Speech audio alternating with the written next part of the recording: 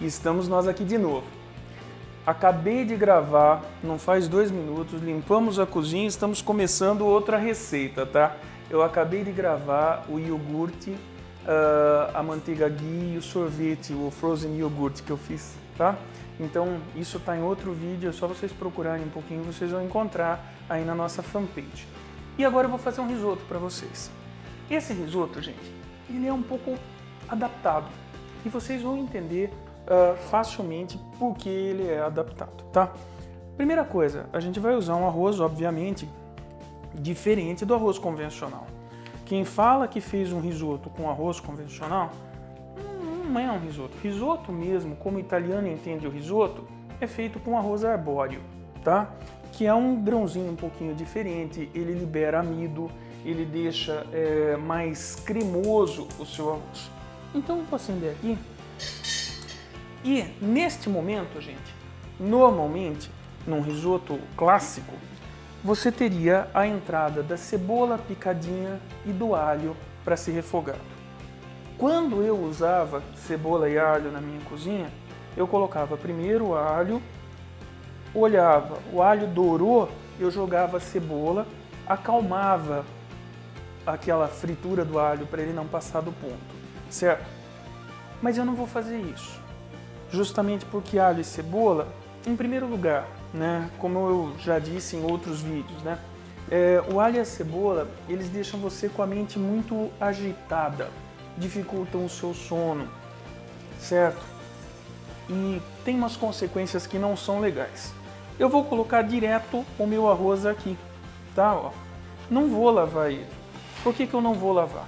Justamente porque toda essa poeirinha até do grão do arbóreo vão ajudar ele a ficar mais cremoso. E ele está limpinho, esse tipo de arroz já é produzido de uma forma muito criteriosa, a gente não precisa se preocupar, tá? E vou começar a puxar o meu arroz no azeite. Bom, vamos lá então. Eu tenho aqui a minha água aquecendo, o meu arroz arbóreo já puxando aqui no azeite.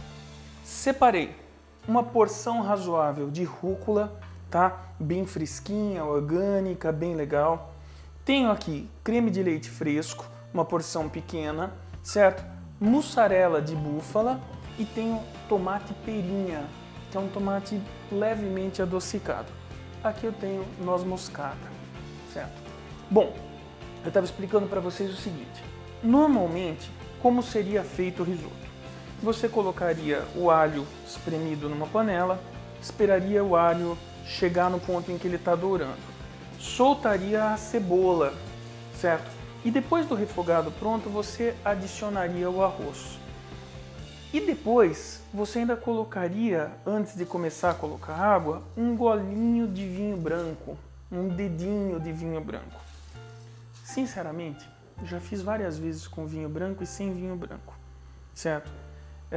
Eu não sei quem é a pessoa que conseguiria diferenciar um do outro. A diferença é muito pequena.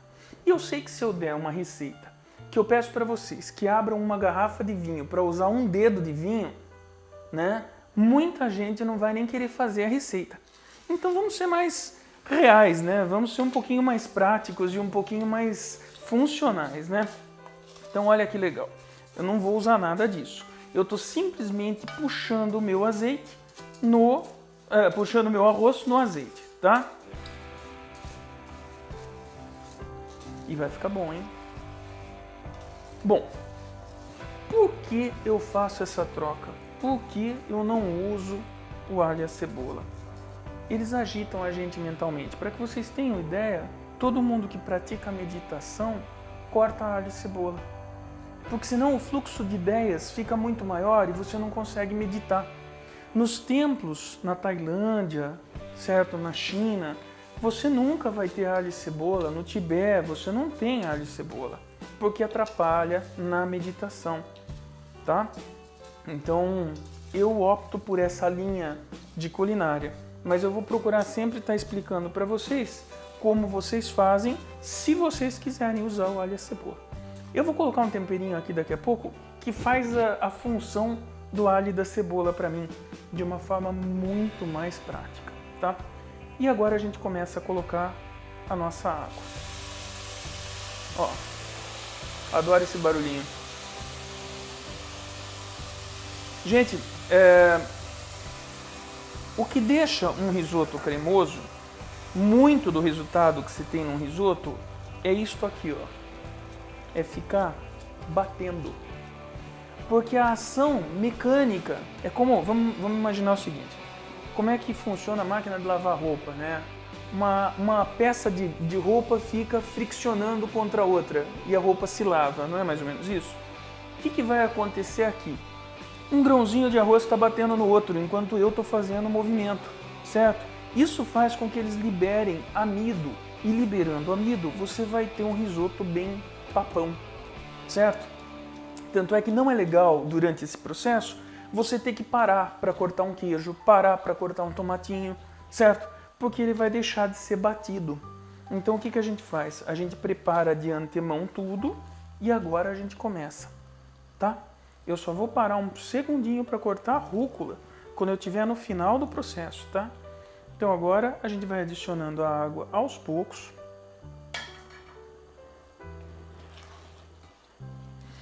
E nesse começo aqui a gente tem que lembrar o seguinte, o grão de arroz ele vai se inchar dessa água que eu estou dando para ele, certo?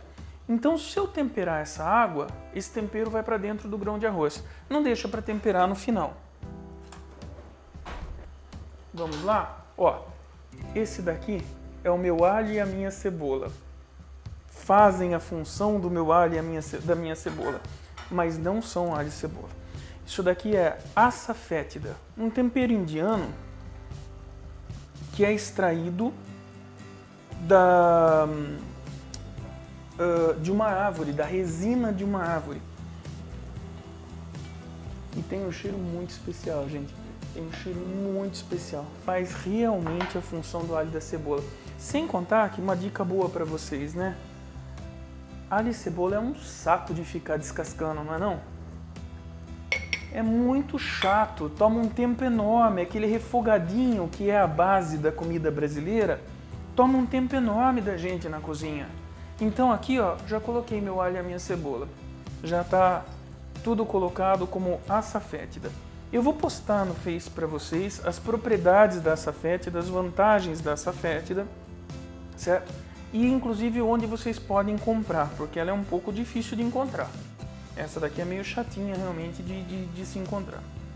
E agora a gente vai adicionando água, gente, e mexendo. Ó, já tem sal e já tem açafétida no meu risoto, tá ok?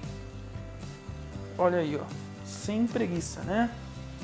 Uma vez eu conversava com a dona de um restaurante italiano aqui de Sorocaba e ela me contava de quando o pai dela tinha um restaurante na Itália e para cada risoto que era pedido existia um empregado na cozinha responsável por esse risoto e ele não podia tocar 2 pratos ao mesmo tempo, porque o risoto correto ele é realmente batido de ponta a ponta.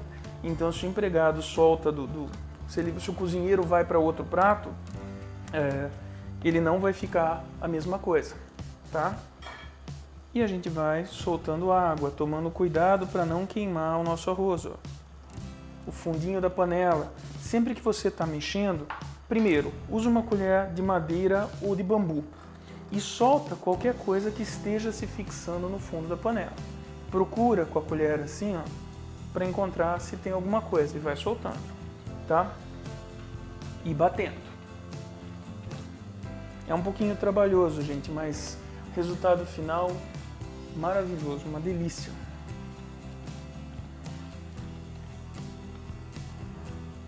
Ó. Começando, vocês veem que o líquido que está se juntando aqui, ele começa a ficar cheio de amido, né? É esse amido que vai deixar ele bem empapado. Cuidado no final do processo para não ressecar ele demais, senão deixa de ser um risoto, tá?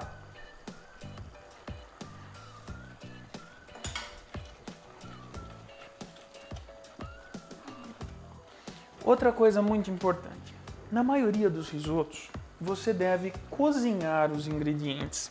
E com a água que você preparou os ingredientes, você cozinha o seu arroz. Então ele vai ter o sabor dos vegetais que você usou, das coisas que você usou, certo? Pessoas que fazem, por exemplo, risoto de frango, elas vão cozinhar o frango na água e depois vão usar aquela água do frango, que é um caldo de carne, para cozinhar o arroz, certo? No nosso caso, eu não vou colocar tomatinho cereja para cozinhar, que ele vai se desfazer. Não vou colocar mussarela de búfala, não vou colocar rúcula. Então não teria sentido pensar em usar esse mecanismo, né?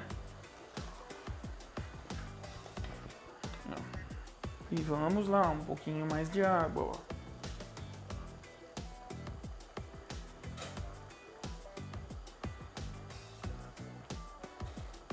Então, tipos e tipos de risoto, tá? Não tem uma... Não existe um único certo no meio dessa história. Os italianos às vezes podem ficar bravos com algumas modificações que a gente faz. E normalmente eles criticam dizendo, ah, mas isso não é risoto. Não, isso é um risoto ajustado para o paladar brasileiro e, no meu caso, ajustado para o que a medicina ayurvédica pede. Tá? Vai ficar tão gostoso quanto. Bom, comprei mussarela de búfala, tá? Uma delícia, bem fresquinha, tá? E vocês vão cortar toda a mussarela de búfala de vocês em pedaços relativamente pequenos, ó, gente. Mais ou menos assim, tá? Então, deixar ela já aqui separada. Eu deixei duas para cortar só para mostrar o tamanho para vocês. E ó, não pode descuidar, tá vendo?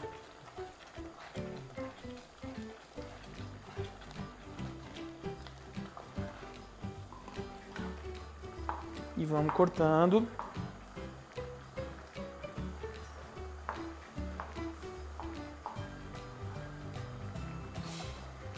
Maravilha, gente, maravilha. A gente volta daqui a pouquinho no segundo bloco, tá ok? Fiquem conosco.